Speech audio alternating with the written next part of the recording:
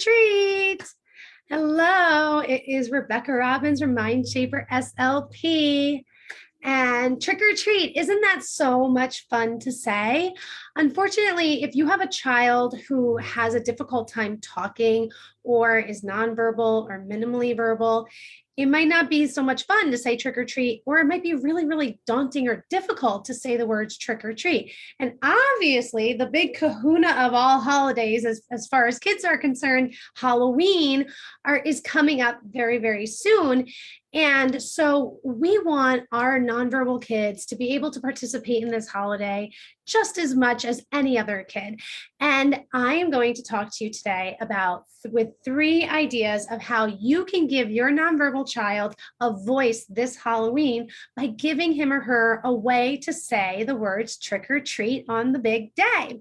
So let's just dive right into the 3 ideas. And then after I cover the 3 ideas, I'm going to go over strategies of how to set your child up for success in implementing one of the strategies that you choose to use.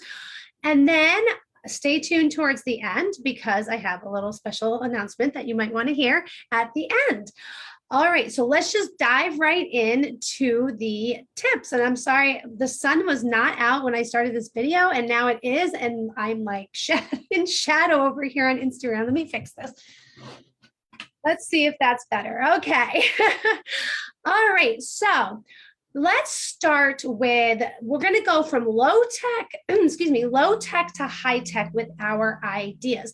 So the most basic low tech way you can give your nonverbal or minimally verbal child, or a child that maybe has a difficult time saying trick or treat because they have an articulation difficulty, a way for them to say trick or treat on the big day.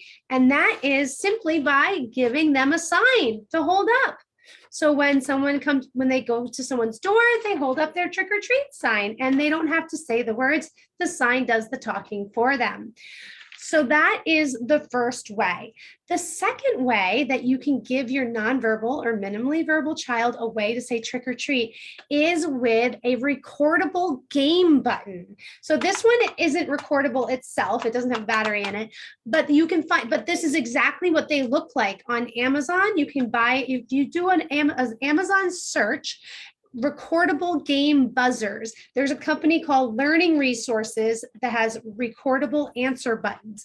And you can actually record someone saying trick or treat on the button. So when your child knocks on someone's door and they open the door, they can push the button and the button will literally say trick or treat. Now, my suggestion is to have a child that's the same gender and close to the same age as your child and have them record the trick or treat if at all possible. Maybe you send it into school and ask their teacher or speech therapist to record it for you since they have access to more children. Because we want anytime we're using a voice output device for a non-speaking individual, you want the voice to as closely represent what their voice would sound like if they were saying it as possible. So we don't necessarily want it to sound like a 40-year-old man's voice coming out saying trick or treat, but rather a child's voice would be best, close to your child's age and also gender. Although if you don't have access to another child recording the game button, of course, mom or dad can record it and it will work just the same.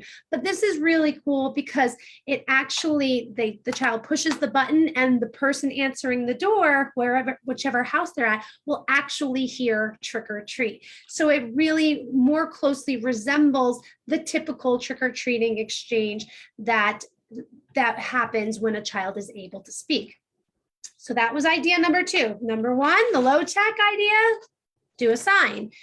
A little bit higher tech, and you might have to invest some money in it, is to buy a recordable game button and then have the child push the button when they want to say trick or treat.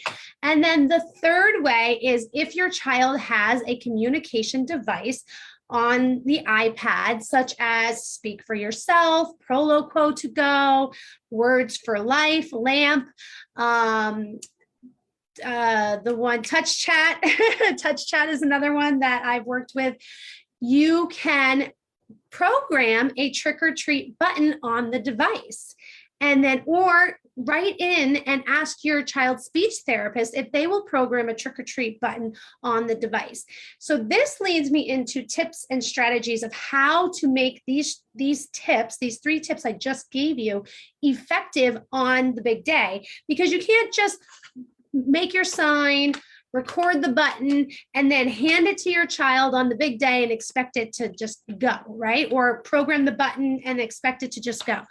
We need to do these things ahead of time. So now would be the perfect time to do these things because it gives you a full 2 weeks to practice. And you're going, and again, recruit your teachers, recruit your speech therapists and say, hey, can you please have my son or daughter practice the trick or treat exchange and using their button or their device or their sign to say trick or treat? And they should be able to do that for you. And you also have the opportunity to practice too at home. So you can maybe have other family members go hide in their bedrooms and they have to, your child has to go knock on the bedroom doors and then they practice pushing the button or holding up the sign or pushing the button on the iPad to say trick or treat. So the point here is we need to put these accommodations in place early so that your child has ample time to practice, so that on Halloween, when they have a costume on and there's all these other kids and parents running around and they might be a little bit overwhelmed sensory wise, they already have familiarity and practice in utilizing the strategy that you chose for them. And it will go that much smoother. Now, if you are using a robust dynamic communication device like Words for Life, or Proloquo to Go, or Speak for Yourself, or Touch Chat, your child might just be learning that device and they might not be completely proficient at navigating to all the different pages. So what you are going to want to do is most likely navigate to the page that they need to push the trick or treat button and just have that page open and ready for them when they are at the door ready to engage in the exchange. And when you're practicing, you can do what's called backward chaining, which is you teach them the last step first. So let's say to get to the trick or treat button, your child has to push 3 different buttons before pushing trick or treat. What you would do is when you're practicing, you would start on the page where it says trick or treat. And then once they're able to find the trick or treat button and push that independently, no problem, then you do the first 2 steps and then teach your child how to push the button that opens up the page where the trick or treat button is.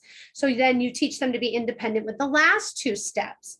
And then once they're independent with the last 2 steps, then you back it up, you do the first step and prompt them how to do the next step, and then they should be independent with the next 2 steps. And you slowly work backwards through navigating through the pages to work towards independence of pushing that or activating that trick or treat button.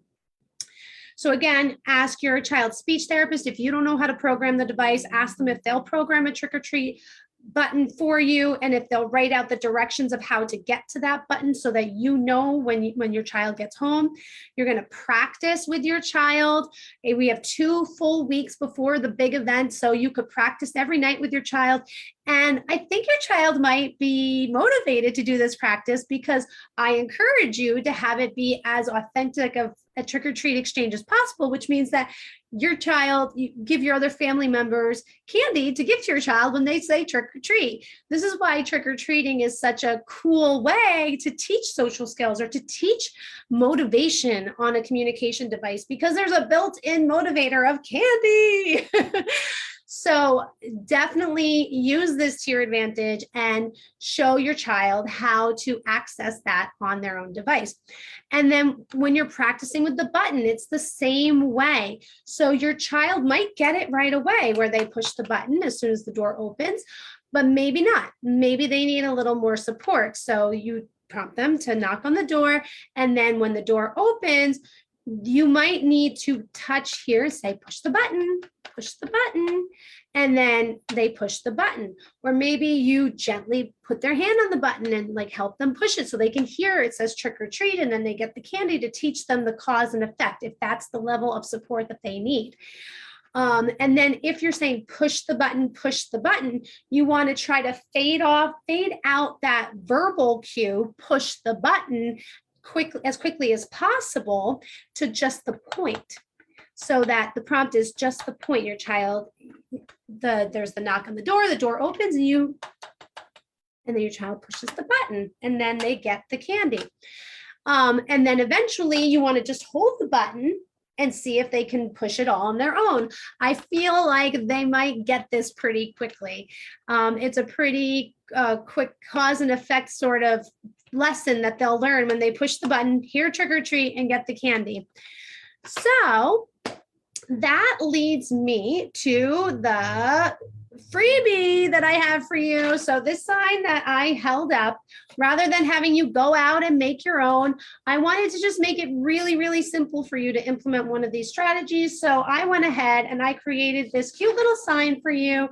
And there is a link in my bio or a link in the post that you can just click and you can get your free copy to use for the big day. Now, I highly recommend, if at all possible, that you laminate it so it doesn't get destroyed, especially maybe if it's a rainy Halloween night or something. Or if you don't have the ability to laminate, you could get like one of those plastic sheet covers. That would be protective more so than just the paper. And if you don't have that, I just suggest printing out more than one copy on the actual day. So if one gets ruined, you have backups. You can pull it right out of your bag, and your child still has their way to hold up the sign and say trick or treat. Now, when you're teaching them to hold up the sign, they knock on the door. When the door opens, what I would suggest is you have a sign just like it and you hold it up like this as a way to prompt your child to say trick or treat. Okay, because they will model, you say, do this. And they hold up the sign. And then eventually you want to fade out your model of holding up your own sign so that they can just do it independently. So there you go. There's my 3 tips of how to give your nonverbal or minimally verbal child a voice this Halloween in the trick-or-treating process. Go on to the link in my bio or click the link in the post and get your free trick-or-treating sign, or go on to Amazon and get your 4-pack of recordable game buttons. These would be great that you could use over and over again for all different types of phrases that your child might need to say. You can program one to say yes, another one to say no. You could program to say hi or bye. They're just great for like quick responses that your child might need to say on a daily basis, or teach your child on their robust communication device. If you have any comments or questions, please leave them below. I love to hear from you, and I hope you enjoy your trick-or-treating freebie. Bye.